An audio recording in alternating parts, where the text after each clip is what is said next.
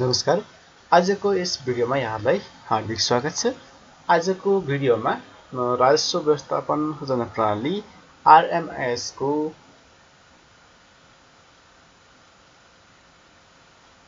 बारेमा जानकारी दिन गइरहेको छु। यस भित्रको आजको टपिक रहेको छ व्यवसाय कर हामीले कसरी काट्छौं त त्यो कुरा हेर्छौं। यसको लागि सबभन्दा पहिले हामी ब्राउजरमा जाने र आफ्नो आइडी र पासवर्डले लगइन गर्ने। यो कुरा मैले अघिल्लो भिडियोमा नि देखाइसकेको छु। र यस पछाडी करदाता हामीले इन्ट्री गरेको हुनु पर्यो। त्यो पनि हामीले कसरी गर्ने भन्ने कुरा हामीले अघिल्लो भिडियोमा हेरिसकेका छौं। अब यसपछि हामीले जान्नुपर्ने कुरा के छ भने यदि हामीले सिस्टम सुरु गरेको यो पहिलो वर्ष हो भने RMIS सुरु गरेको पहिलो वर्ष हो भने चाहिँ हामीले बक्यौता चाहिँ हामीले इन्ट्री गर्नुपर्छ। जुन अघिल्लो आर्थिक वर्ष त्यो अगाडिको कुनै छ भने त्यसलाई चाहिँ हामीले बक्यौतामा इन्ट्री गर्नुपर्ने हुन्छ। यदि होइन भने हामीले के गर्न पर्दैन। अब बक्यौता कसरी इन्ट्री गर्ने त भन्दा प्रविष्ट भित्र गएर यहाँ बक्यौता भन्ने छ, क्लिक गर्ने। यहाँ भित्र हामीले करदाता कोड नम्बर राख्ने, सर्च गर्ने, अथवा एडभान्स सर्चमा गएर हामीले यहाँ खोजमा गएर आफूले इन्ट्री गरेको करदाताको विवरण यहाँ हेर्न सकिन्छ। त्यो अनुसार नम्बरमा क्लिक गरिदिने अथवा नम्बर हामीले हेर्न सकिन्छ। अब यस पछाडि कुन आर्थिक वर्षको बक्यौता छ त्यसलाई चुज गर्ने, बक्यौताको शीर्षक चुज गर्ने, एमाउन्ट राख्ने र यसको विवरण राख्ने।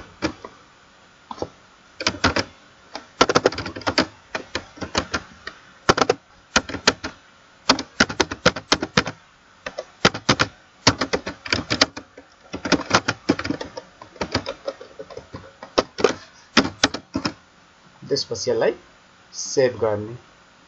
यदि त्यो भन्दा अघिल्लो वर्षको छ भने पनि सेम प्रोसेसले आर्थिक वर्ष चुज गर्ने र राजस्व शीर्षक चुज गरेर रकम राखेर हामीले सेभ गर्न सक्छौं। अब यसपछि हामीले कर सङ्कलनको लागि चाहिँ हामी कर सङ्कलनमा जान्छौं। त्यसपछि यहाँनेर हामी करदाता कोड नम्बर राख्छौं र सर्च गर्छौं। अब यसपछि हामीले यहाँ बक्यौतामा राखेको यहाँ तल देखिसकेको छ 80 81 भनेर, यो वर्षको 81 82 भनेर अटोमेटिक आइहाल्यो।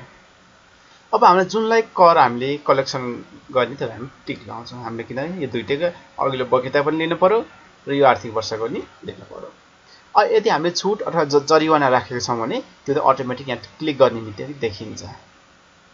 अब यस पछाडि हामी यसलाई एडमा क्लिक गर्छौं। एडमा क्लिक गरेपछि तल यहाँ देखिन्छ। अब यसपछि कारोबारको ब्यौरा भनेको ठाउँमा अब हामी यहाँ ब्यौरा राख्छौं।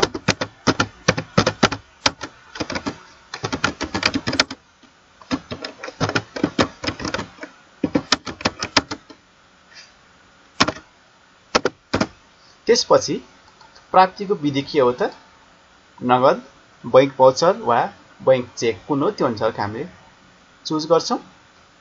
यदि बैंक चेक हो भने हामी चाहिँ त्यो चेकलाई डिपोजिट गर्छौं। सुरुमा डिपोजिट भइसकेको कन्फर्म भइसकेपछि मात्रै हामीले रसिद काट्छौं। यदि बैंक भाउचर हो भने पनि त्यो हाम्रो जम्मा भइसकेको कन्फर्म भइसकेपछि मात्रै हामी काट्छौं। नगद हो भने त हामी नगद लिइहाल्छौं, त्यसमा समस्या भएन। अब यसपछि सेभ ड्राफ्टमा जाने। Are you sure to save data in draft mode भनेको ठाउँमा हामी यसलाई ओके गर्छौं। त्यसपछि कर सङ्कलनमा अब यहाँ टेन्डर एमाउन्ट भनेर चाहिँ हामी यसलाई 1000 राख्छौं। अब यदि हामी यो पछि तिर्ने हो भने पे लेटर गर्छौं, होइन भने हामी सेभ गर्छौं। अब हामीले अहिले तिर्छौं भने हामी यसलाई सेभ गर्छौं, फेरि ओके गर्छौं।